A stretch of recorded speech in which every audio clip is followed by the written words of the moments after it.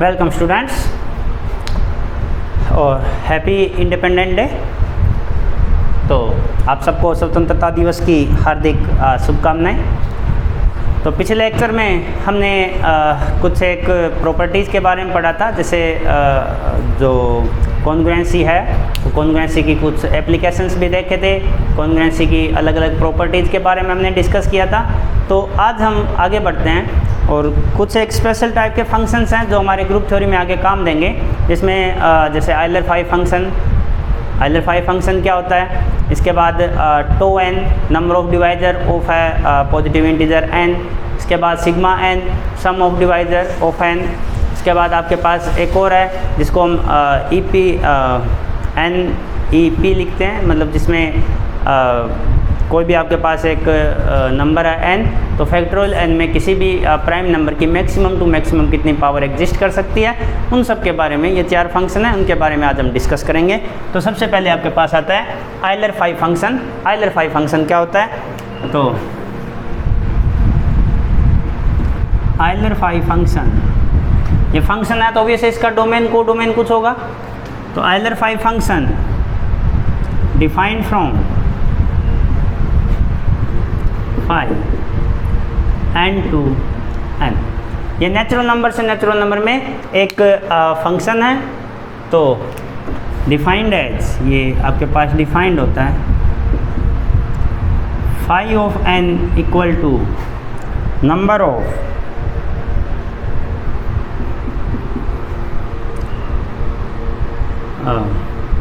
Element, number of natural numbers which are co-prime to n and less than equal to n। वो सारे natural number जो n के साथ को prime है और less than equal to n है। तो को प्राइम नंबर क्या होते हैं वो भी आप लिख सकते हो। Coprime numbers let a b belongs to n या z, कुछ भी लिख सकते हो, a b belongs to z, then a and b are coprime numbers if GCD of a b equal to 1। कोई भी दो नंबर जिनकी GCD अगर आपके पास 1 आए तो उन दोनों नंबर्स को हम को प्राइम नंबर्स बोलते हैं। तो वो सारे नंबर जो n से छोटे हों और n के साथ को प्राइम हो, वो कुल इस टाइप के टोटल कितने नेचुरल नंबर हैं वो हम आपके पास फाई n के अंतर्गत आएंगे। जैसे अगर हम एग्जांपल की बात करें, जैसे मान लो कि n इक्वल टू 4 है, तो सबसे पहले 4 से छोटे नेचुरल नंबर या उसके इक्वल ये 4 नंबर होंगे। अब n के साथ को प्राइम देखना है, तो n के साथ अगर को प्राइम की बात करो तो GCD ऑफ 1,4 भी 1 है, GCD ऑफ 2,4 है वो 2 है, GCD ऑफ 3,4 ये वापस 1, GCD ऑफ 4,4 1 आ रहा है। तो ये आपके पास 4 आएगा। तो ये 1 और 3 दो ऐसे नंबर हैं जिनकी GCD 4 के साथ में 1 आ रही है। तो जो phi ऑफ 4 की वैल्यू है वो आपके पास हो जाएगी 2। इसी टाइप से अगर हम phi ऑफ 10 की अगर फाइंड करें तो ये आपके पास होता है 4। कौन कौन से नंबर आएंगे? 1, 3, 7 और 9। ये 4 ऐसे नंबर हैं जिनकी GCD 10 के साथ 1 आ रही है। ठीक है, यहाँ तक। इसी टाइप से कोई भी नंबर ले लो। phi ऑफ अगर मैं 20 की बात करूँ तो phi ऑफ 20 कितना हो जाएगा? ये आपके पास 8 हो जाएगा। कौन कौन से नंबर आएंगे? 1, 3 1 आएगा, 3 आएगा, 4, 5 नहीं आएगा, 6 भी नहीं आएगा, 7, 8 नहीं आएगा, 9, 10 नहीं आएगा, 11, 13, 15 नहीं आएगा, 16 नहीं आएगा, 17 और 19। 1, 2, 3, 4, 5, 6, 7, 8। तो phi ऑफ 20 है, उसकी वैल्यू 8 हो जाएगी। हम निकालते कैसे हैं वो भी आप देख सकते हो। जैसे मान लो अगर हम phi n के लिए हमें एक जनरल नंबर दे दिया जाए तो उसके लिए आप फॉर्मूला लिख सकते हो।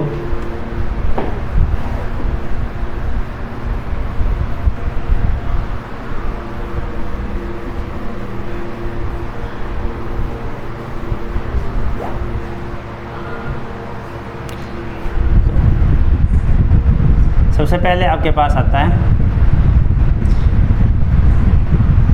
Fundamental theorem of arithmetic.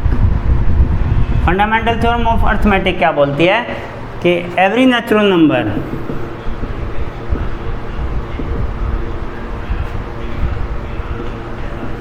n greater then 1।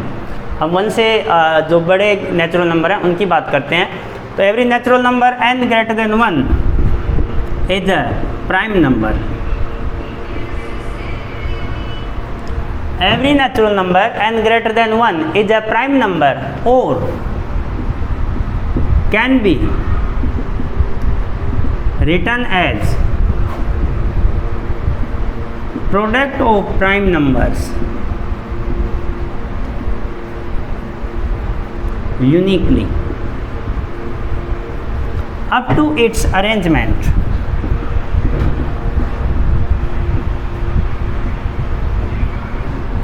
up to its arrangement। तो every natural number greater than 1 is a prime number or can be written as a product of primes uniquely up to its arrangement। इसका मतलब क्या है कि जैसे आपके पास कोई भी एक नंबर है, जैसे n इक्वल टू मान लिया 20, तो n 20 है तो 20 का मैं प्राइम फैक्टराइजेशन कर सकता हूँ 2 स्क्वायर इंटू 5, या इसको लिख सकते हैं 2 इंटू 2 इंटू 5। तो ये लिखने का जो तरीका इसका है, ये लिखने का जो इसका टाइप है वो यूनिक है। इसमें सिर्फ 2 इंटू 2 इंटू 5 ही आ सकता है। आप सिर्फ इसका अरेंजमेंट चेंज कर सकते हो, ये चीज़ें कर सकते हो, सिर्फ अरेंजमेंट आप बदल सकते हो। इसके अलावा इनको लिखने का जो तरीका है वो यूनिक होगा। ठीक है, नेचुरल नंबर की बात करें, इसी को हम अगर इंटीजर में लेके जाएं तो वहाँ भी यूनिक ही होगा, बस वहाँ पे आप प्लस माइनस में थोड़ा कर सकते हो। जैसे इसको -2 इंटू 5 भी कर सकते हैं, -2 इंटू 2 इंटू -5 भी कर सकते हैं। इस टाइप की चीज़ें आप कर सकते हो बस।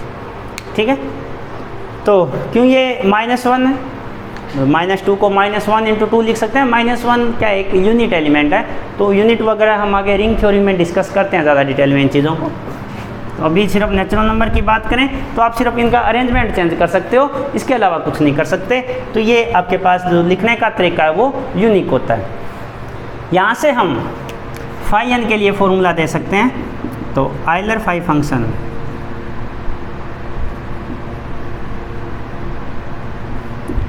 तो फाई ऑफ n आपके पास है। मान लिया पहले कि let n equal to p1 raise to power alpha 1, p2 raise to power alpha 2, pn raise to power alpha n।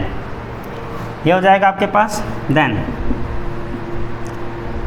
Where p1 p2 pn pk कर देते हैं इसको, are distinct primes,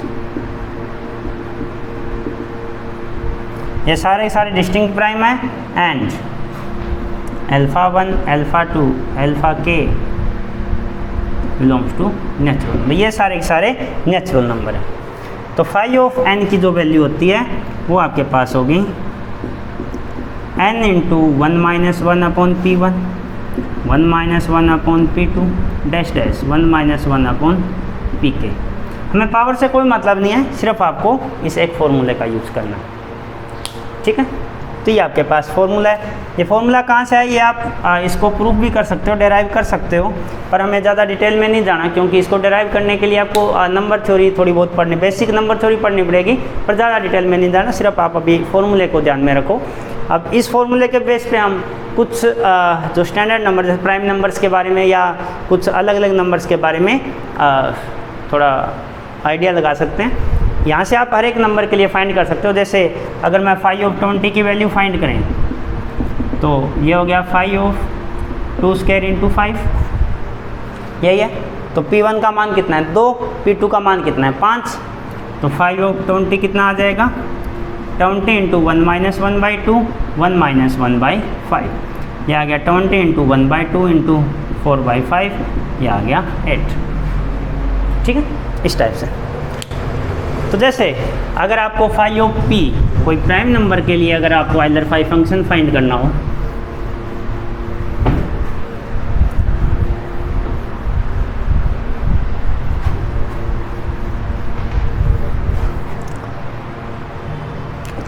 if n equal to p मतलब prime number,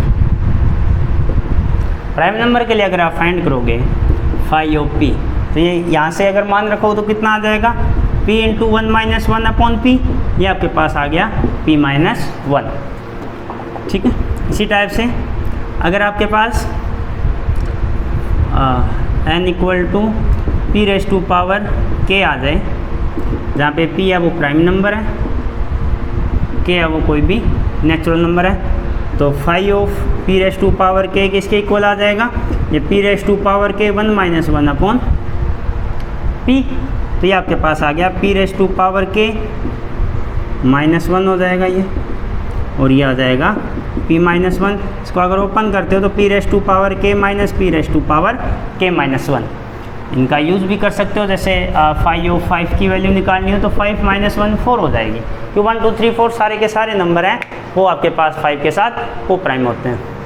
इसी type से अगर आपको 5 square की वैल्यू निकालनी हो तो 5 square minus 5 raise to power 2 minus 1, 5 square minus 5 equal to 20। Phi of 5 cube अगर आपको फाइंड करना हो तो 5 क्यूब माइनस 5 स्क्वायर, ये 125 माइनस 25 100। ठीक है, कोई भी नंबर हो आपके पास आप इस टाइप से निकाल सकते हो। ठीक है, इसी टाइप से अगर phi of 2 raise to power n निकालना हो तो ये क्या हो जाएगा, 2 raise to power n minus 2 raise to power n minus 1, यही होगा। यहाँ से अगर 2 raise to power n minus 1 common ले लेते हो तो ये कितना बन जाएगा, 2 माइनस 1, तो 2 raise to power n minus 1 ही आ जाएगा सीधा। तो 2 रेस टू पावर n का अगर आपको आइलर फाई फंक्शन की वैल्यू फाइंड करनी हो तो direct 2 raise to power n minus 1 कर सकते हो। जैसे फाई ऑफ 2 है तो 2 रेस टू पावर 1 माइनस 1, तो यहाँ पे 1 है तो ये 1 आ गया। फाई ऑफ 2 स्क्वायर है वो 2 आ जाएगा। फाई ऑफ 2 क्यूब है तो ये आपके पास 4 आ जाएगा। Phi of 2 raise to power 4 है तो 8 आ जाएगा। इस टाइप से चलता रहेगा। ठीक है, तो ये आपके पास कुछ एक दो नंबर हैं इस टाइप के, वहाँ से आप फाइंड कर सकते हो, कोई दिक्कत नहीं किसी को। अब देखते हैं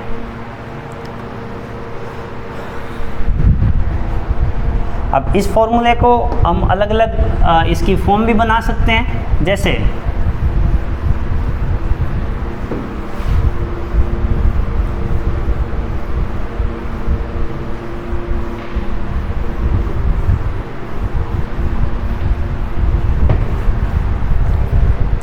जैसे अगर यहाँ पे मैं P1 P2 P के सारे अगर एलसीएम ले लेता हूँ तो ये क्या बनेगा, देखो phi of n equal to n की वैल्यू आपके पास P1 raise to power alpha 2 alpha 1 alpha 2 P के रेस टू पावर अल्फ़ा के, इस टाइप से ये चलता रहेगा।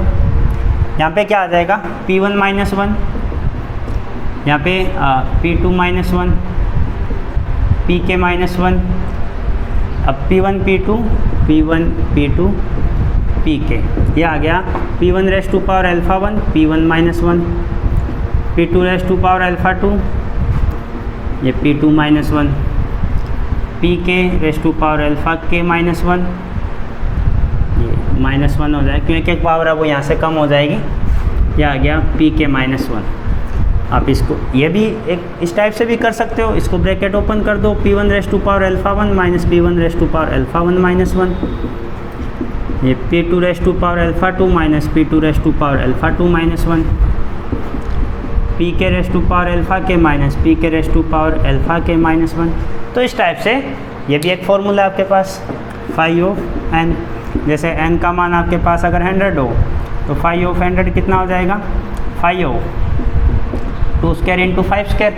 यहाँ पे अगर वैल्यू रखोगे तो 2 square minus 2 raise to power 1, 5 square minus 5 raise to power 1, ये आपके पास आ गया 2 और ये आ गया 20, ये आ गया 40। ठीक है, तो फाई ऑफ 100 की वैल्यू आ गई 40। इसी टाइप से इसमें एक और आप लिख सकते हो कि if GCD of Mn equal to 1, then phi of Mn phi m into phi of n। अगर इनकी GCD आपके पास 1 आए तो आप इनको अलग अलग भी कर सकते हो। जैसे अगर phi of 100 की वैल्यू आपको निकालनी है, इसको लिख सकते हैं phi of 4 इंटू 25, तो ये आ गया phi of 4 into phi of 25। यहाँ से अगर करोगे तो phi of 4 2 आ गया और ये 20 आ गया, ये आपके पास 40। आप 100 को ये भी लिख सकते हो 2 इंटू 50। अब अगर यहाँ से आप phi of 100 करते हो तो ये phi of 2 into phi of 50 अगर आप कर देते हो, आप देख सकते हो कि GCD of 2 and 50 है वो 2 आ रही है, 1 के इक्वल नहीं है। तो अगर आप ऐसा करते हो तो phi of 2 का मान 1 हो जाएगा और phi of 50 को क्या लिख सकते हैं 2 इंटू 25। तो ये आ गया 50 इंटू 1 माइनस 1/2 1 माइनस 1/5, ये आपके पास कितना हो जाएगा 50 इंटू 1/2 4/5, ये आपके पास आ गया 20। ये 20 आ रहा है, ये 40 आ रहा है, बराबर नहीं है। तो ये दिक्कत कहाँ पे आ रही है, क्योंकि इसकी GCD है वो 1 नहीं है। अगर GCD 1 हो तो ये आप अलग अलग कर सकते हो, अदरवाइज आप अलग नहीं कर सकते। इस चीज़ का थोड़ा सा ध्यान रखना, ठीक है। तो आप ये वाला जो प्रोसेस है ये नहीं करोगे क्योंकि इसमें GCD है वो 1 नहीं आ रहा। अगर आपको अलग करना है तो सबसे जो रिक्वायर्ड चीज़ है, सबसे जो नेसेसरी है कि इनका जो GCD है वो 1 आए। तो ये आपके पास कुछ एक आइलर5 फंक्शन के बारे में डिस्कशन था। यहाँ तक अगर किसी प्रकार की कोई प्रॉब्लम हो तो आप पूछ सकते हो चैट के थ्रू या कमेंट के थ्रू, ठीक है। तो ये आइलर5 फंक्शन की कुछ एक बेसिक चीज़ें थी। अब इसके एग्जांपल आप लोग कर सकते हो। हाँ, एक दो प्रॉपर्टी इसमें और है और काफ़ी इम्पोर्टेंट भी है, 1-2 बार पेपर में पूछी गई है।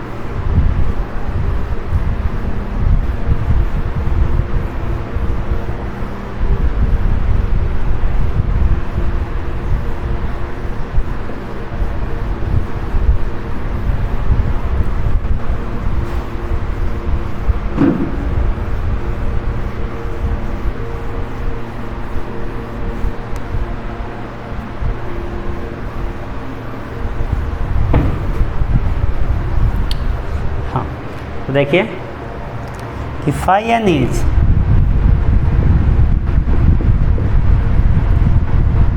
Always even for n greater than 2।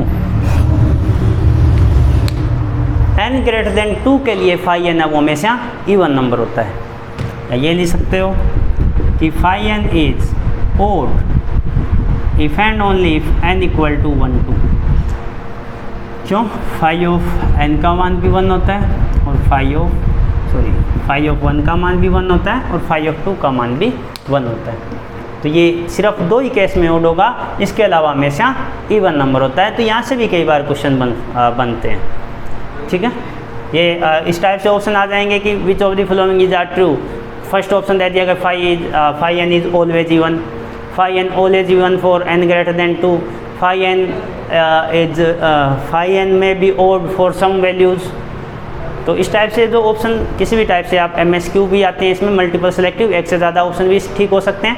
तो इस टाइप से किसी भी टाइप आपके पास या बोल सकते हैं कि phi m into n equal to phi m into phi n, इस टाइप से ऑप्शन आ सकते हैं। जैसे क्वेश्चन लिख लेते हैं कि विच ऑफ द फॉलोइंग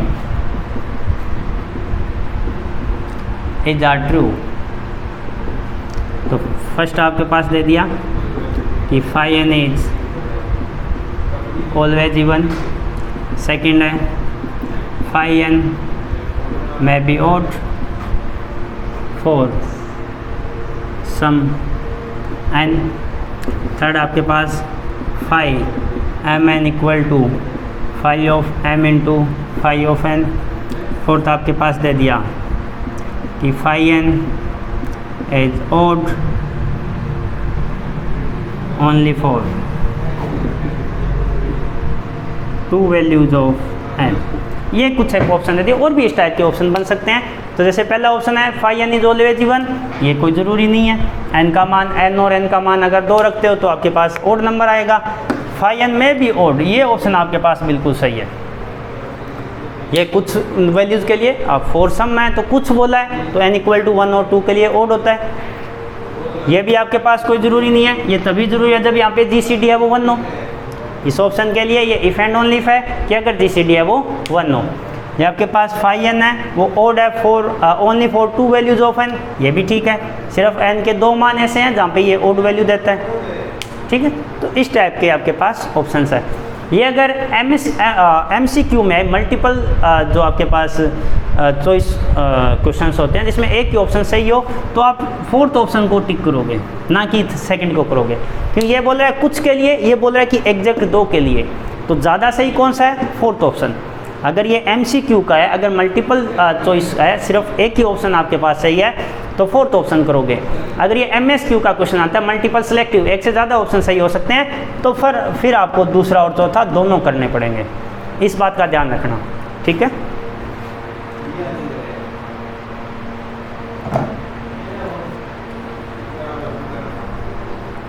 हाँ, तो ये आपके पास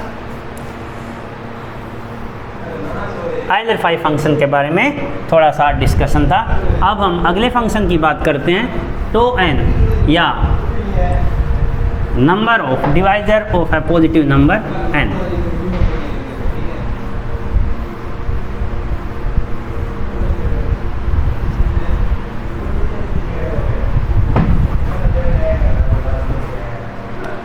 इसके बाद है टो n, या इसको बोल सकते हो number of divisors of n, number of divisors of n।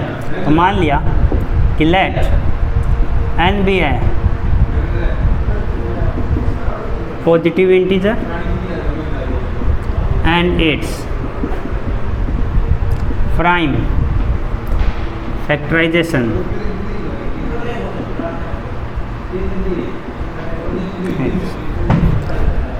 n equal to p1 raise to power alpha 1, p2 raise to power alpha 2, pk raise to power alpha k, where p1 p2 pk are distinct prime and alpha 1 alpha 2 alpha k belongs to natural number. ये आपको दे रखा है। तो अब हमें find करना है कि इसके टोटल नंबर ऑफ डिवाइजर्स कितने होते हैं। तो number of divisors of n, ये आपके पास होते हैं अल्फा 1 + 1, अल्फा 2 + 1, अल्फा k + 1। अब यहाँ पे हमें प्राइम नंबर से कोई दिक्कत नहीं है, सिर्फ आपको उनकी पावर पे ध्यान देना है, उसकी कितनी पावर है वो उसमें प्रेजेंट है। कैसे होता है प्रूफ देख सकते हो कि a number m is a divisor of n if m equal to p1 raised to power beta 1, p2 raised to power beta 2, pk raised to power beta k, where 0 less than equal to beta I less than equal to alpha I। ये आपके पास है, मतलब prime number तो यही होने चाहिए जो n में आ रहे हैं, इनके अलावा कोई प्राइम नंबर नहीं होना चाहिए, और इनकी पावर है वो 0 से लेके और अल्फ़ा i तक रहनी चाहिए। जैसे बीटा 1 की बात करें तो ये 0 से लेके और अल्फ़ा 1 तक हो सकता है। जैसे आप छोटा सा एग्जांपल अगर देखते हो, जैसे मान लो कि ये 100 है 2² × 5², तो कोई भी एक नंबर है उसमें अगर 2 की पावर 3 और 5 की पावर 1 आ गया तो ये नंबर कभी भी 100 को डिवाइड नहीं करेगा। क्यों? क्योंकि यहाँ पे जो अल्फ़ा 1 है, सॉरी ये बीटा 1 है, उसका मान अल्फ़ा 1 से ज़्यादा हो गया। अल्फ़ा 1 2 था, बीटा 1 3 हो गया। तो अगर आपको 2 raise to power beta 1 × 5 raise to power beta 2 करना है तो बीटा 1 का मान 0 1 2 रखना पड़ेगा और बीटा 2 का मान भी 0 1 2 ही रखना पड़ेगा। तो इस टाइप से आपके पास ये डिवाइजर्स आएंगे। तो चॉइस 4, नंबर ऑफ चॉइस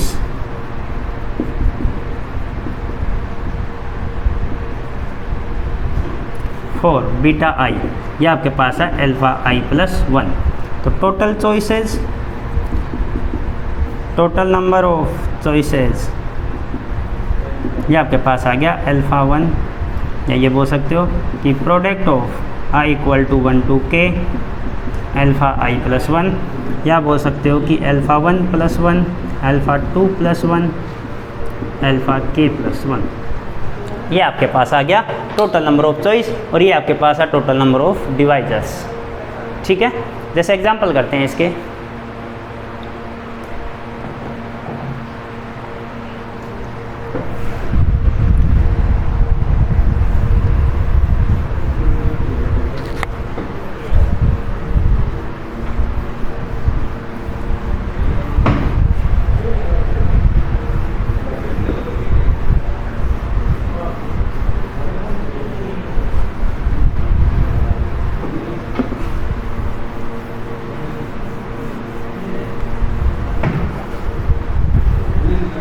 इसके बाद नेक्स्ट आपके पास है, पहले इसका एग्जांपल देख लेते हैं। जैसे मान लो कोई भी नंबर दे दिया, जैसे 1000 दे दिया, तो इसके अगर नंबर ऑफ डिवाइजर्स आपको फाइंड करने हैं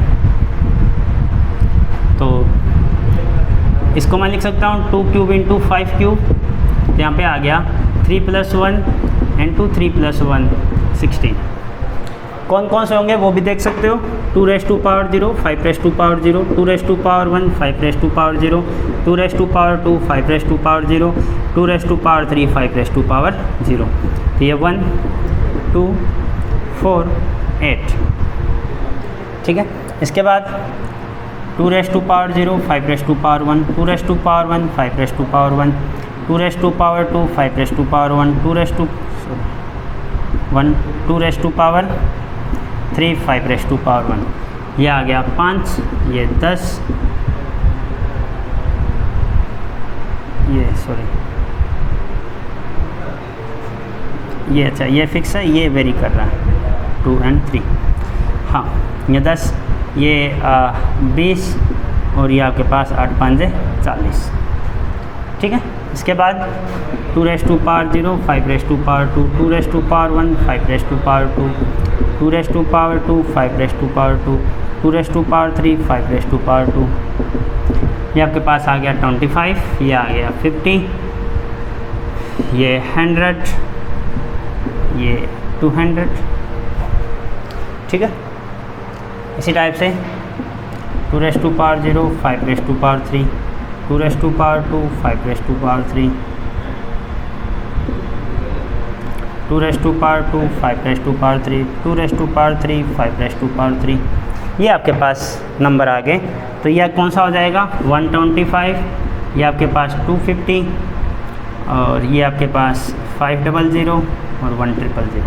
तो ये आपके पास इसके 16 के 16 जो 16 डिवाइजर्स हैं उनकी एक लिस्ट है, और इस टाइप से आपको फाइंड करने होते हैं। इसी टाइप से कोई भी एक नंबर दे दे, जैसे मान लो कि आपको दे दिया n equal to 2 cube, 3 raised to power 4, 5 raised to power 6, 7 raised to power 8, 11 raised to power 12, कोई भी एक नंबर दे दिया।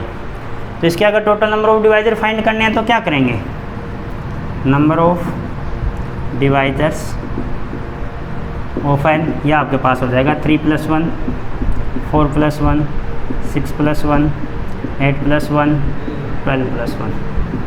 रह गया 4 गुना 5 गुना 7 गुना 9 गुना 13, 20 7 140, 140 और 14 में 126, 1260 गुना 13, 0 13 78, 7 26 7 33 3 13 3 39। जो भी है कैलकुलेशन एक बार और चेक कर लेना। तो इस टाइप से आपको फाइंड करना होता है।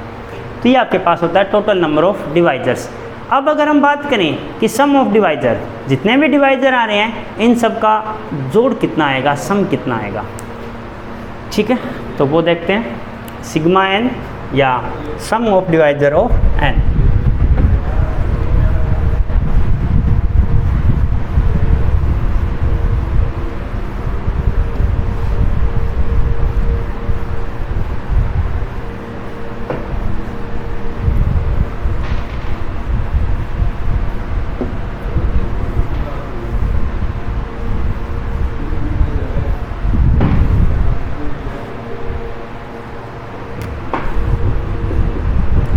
सिग्मा n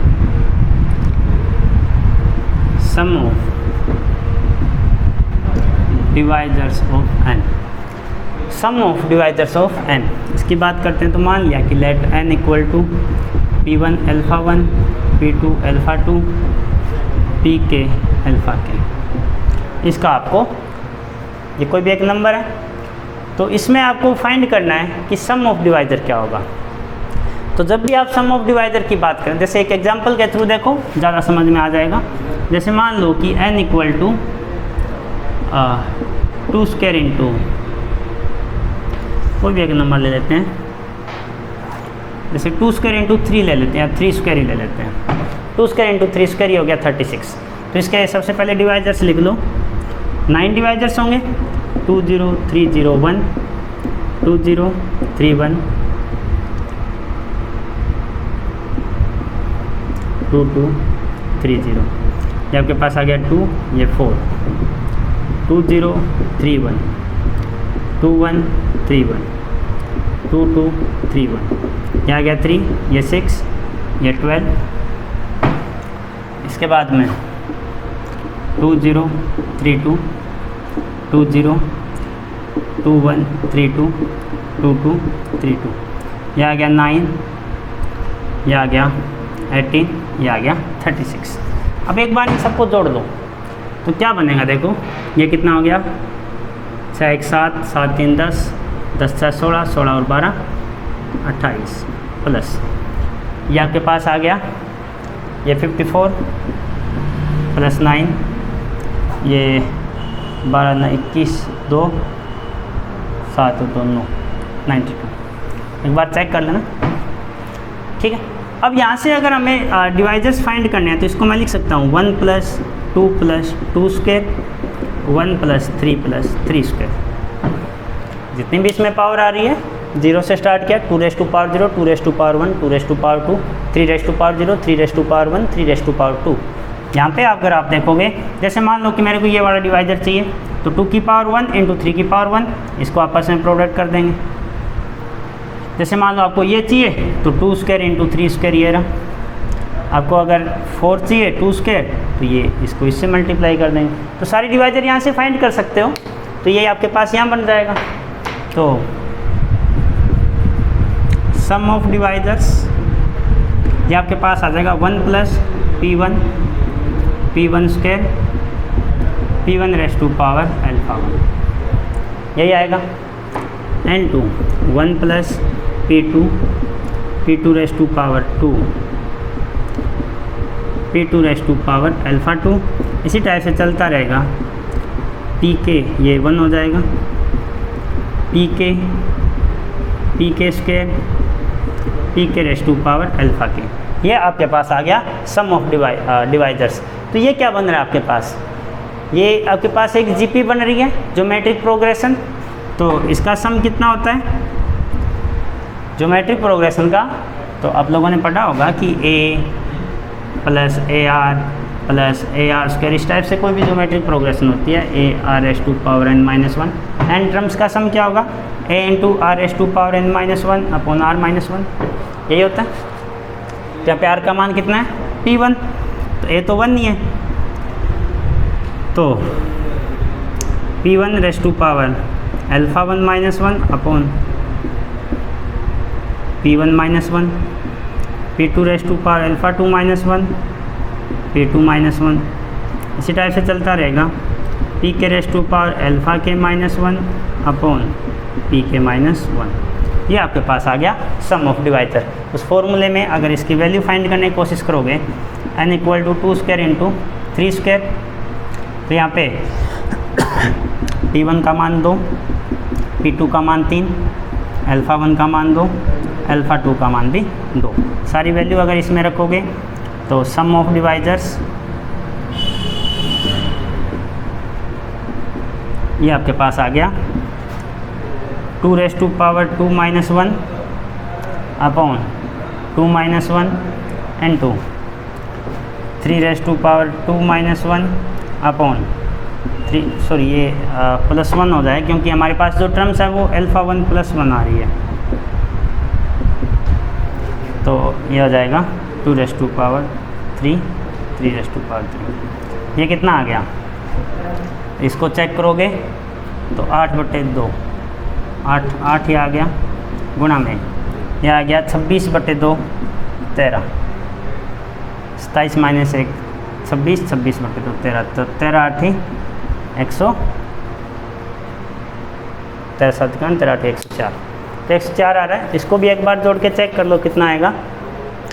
सबसे पहले 9 डिवाइजर्स आ रहे हैं, ये 7 आ गया, 7 और 3 10, 10 अच्छा 16, 16 और 12 28, तो ये हो गया, और ये हो गया 54, ये हो गया 9, 12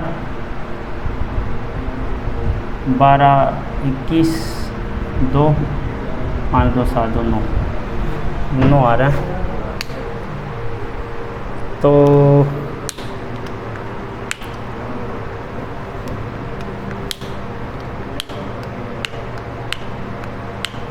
कोई कैलकुलेशन मिस्टेक कहीं पे, अगर इसमें चेक करोगे तो 3 - 1, ओह ये 7 आएगा, क्यों 8 - 1 91, ठीक है, तो 91 आ रहा है। तो कैलकुलेशन का थोड़ा सा ध्यान रखना, 2 क्यूब - 1 7/1 7 आएगा, 8 नहीं आएगा। तो ये आपके पास है सम ऑफ डिवाइजर। अगर कोई भी आपको एक नेचुरल नंबर दे दिया जाए तो उसके जितने भी डिवाइजर हैं उन सबको आप जोड़ोगे तो ये आपके पास फॉर्मूला, आप डायरेक्ट इसमें वैल्यू पुट करके फाइंड कर सकते हो कि उसके टोटल नंबर ऑफ डिवाइजर कितने हैं, वो पिछले से फाइंड कर सकते हैं, और उनका जोड़ कितना होगा वो हम यहाँ से फाइंड कर सकते हैं। इसके बाद एक और फंक्शन आपके पास जिसको हम बोलते हैं EPN। लास्ट फंक्शन आपके पास ये 4 फंक्शन थे। पहला आपके पास था आइलर 5 फंक्शन, फिर tau n number of divisors, उसके बाद summation n sum of divisors, और अब आपके पास आ रहा है EPN highest power of a prime p in factorial n।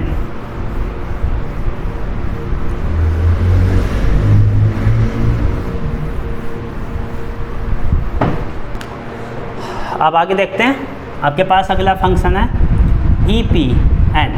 EPN का मतलब है highest power of a prime p in n factorial.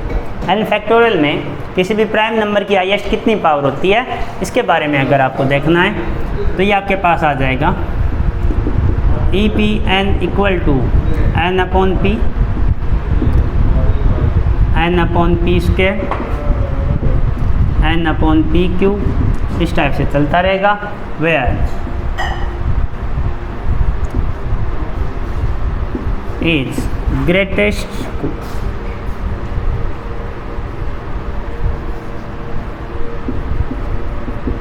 Greatest integer function. Greatest integer function कौन सा होता है कि ब्रैकेट में जो भी नंबर आ रहा है तो उससे छोटा सबसे बड़ा इंटीजर कौन सा है ये आपको बताना है, ठीक है। तो जैसे एग्जांपल के लिए जैसे आपको फाइंड करना हो e to 10, मतलब 10 फैक्टोरियल में 2 की पावर कितनी आती है, तो ये आपके पास हो गया 10/2, 10/2 स्क्वायर, 10/2 क्यूब, 10/2⁴ इस टाइप से चलता रहेगा। तो ये कितना आ गया 5, ये कितना आ गया 10/4, 10/4 आ गया आपके पास 2.5, और 2.5 को हम 2 लिख देंगे। ये आ गया 1.8 है, 10/8 है तो 1.25, तो इसको हम लिख देंगे 1, और ये आपके पास 0 पॉइंट समथिंग तो 0, इस टाइप से आगे सारे के सारे 0 आ जाएंगे। तो ये कितना आ गया 5 2 7 1 8। तो फैक्टोरियल 10 में जो 2 की पावर है वो 8 होती है। आप देख भी सकते हो, चेक कर सकते हैं यहाँ से 10 × 9 × 8 × 7 × 6 × 5 × 4 × 2 × 1। तो यहाँ पे भी एक 2 की पावर है, तो यहाँ पे मैं लिख सकता हूँ 2⁻1, यहाँ पे है 2 क्यूब, यहाँ पे फिर से 2⁻1, यहाँ पे 2⁻2, 2⁻1 इंटू ये आपके पास आ गया 5 स्क्वायर, यहाँ पे 5 है, यहाँ पे 5 है, ये आ गया 3, यहाँ भी 3 है और एक यहाँ भी 3 है, इंटू 3 की पावर 3 आ जाएगा, 1 2 तो 4 4 आ जाएगा, और इंटू 7 इंटू 1 जो भी आएगा। तो ये आपके पास 2 की पावर्स आ रही है, तो देख सकते हो 1 + 3 4, 1 5, 5 2 7 और 1 8, ये 8। तो 2 की पावर 8 है, वो फैक्टोरियल 10 को डिवाइड करती है, और 2⁹ करोगे तो वो फैक्टोरियल 10 को डिवाइड नहीं करेगी। तो ये आपके पास हाईएस्ट पावर है जो फैक्टोरियल 10 को डिवाइड करे, और उसके आगे की पावर है वो डिवाइड नहीं करेगी। तो ये आपके पास कुछ एक फंक्शंस थे। अब जैसे इस टाइप का क्वेश्चन आ सकता है आपके पास कि, और आया भी है 1-2 बार, ये बेसिक क्वेश्चन होते हैं, यहाँ से एक आध क्वेश्चन आता है और आसान क्वेश्चन होता है। जैसे इस टाइप का क्वेश्चन आपके पास आ जाए कि हाउ मैनी जीरोज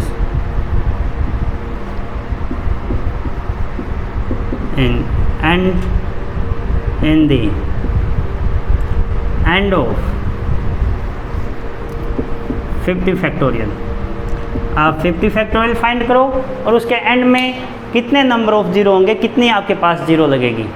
ये अगर फाइंड करना हो तो हम कैसे करेंगे, जब भी आपको एंड में जीरो चाहिए, मतलब आपको 2 × 5 का एक फैक्टर चाहिए, 2 × 5 10, और एक 10 आएगा तो एक जीरो आएगा। जैसे आपको 100 आएगा तो 2 जीरो आ जाएंगे, 1000 आएगा तो 3 जीरो आ जाएंगे, 10,000 आएगा तो 4 जीरो आ जाएंगे। तो आपको 2 × 5 का एक फैक्टर चाहिए। तो 2 × 5 में अगर फाइंड करोगे तो सबसे पहले आपको फाइंड करना है E250, और फिर आपको फाइंड करना है E550।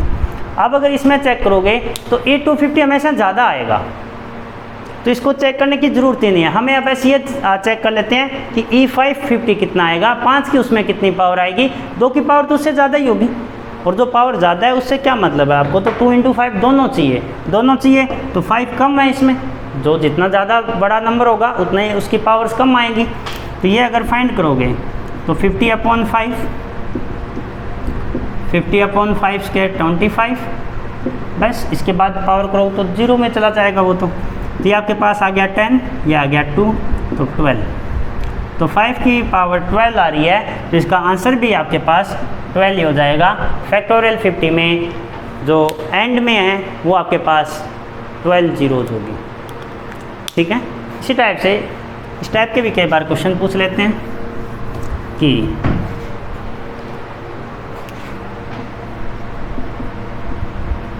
Find the maximum power of